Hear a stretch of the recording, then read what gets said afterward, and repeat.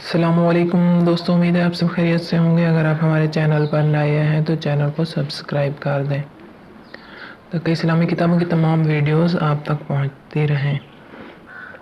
ہم پڑھ رہے ہیں صحیح بخاری کی احادیث۔ ہمارا ٹاپک ہے ایمان کا بیان، اور آج ہم پڑھ رہے ہیں چیپٹر نمبر 31 اور حدیث نمبر 41 اور 42۔ بسم اللہ الرحمن الرحیم۔ آدمی کے اسلام کی خوبی کے درجات کیا ہیں؟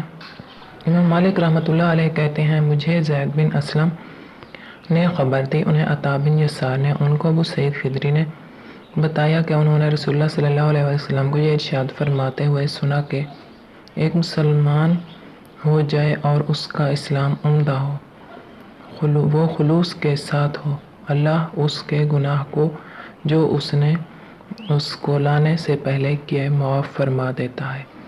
اب اس کے بعد کے لیے بدلہ شروع ہو جاتا ہے، یعنی نیکی کے عوض 10 گنا سے لے کر 700 گنا تک ثواب۔ ایک برائی کا اسی برائی کے مطابق دیا جاتا ہے، یہ کہ اللہ تعالیٰ اس برائی سے بھی درگزر کرے، اسے بھی معاف فرما دے، یہ بھی اس کے لیے آسان ہے۔ حدیث نمبر 42۔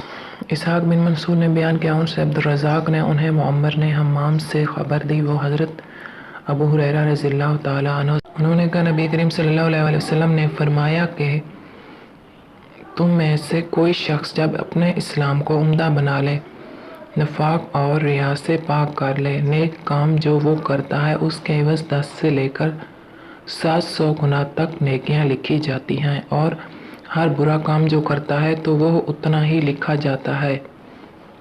آج کی ہماری یہ ویڈیو یہاں پر ختم ہوتی ہے۔ ہم اپنی اگلی ویڈیو کے ساتھ پھر آپ کی خدمت میں حاضر ہوں گے، تب تک کے لیے اللہ حافظ۔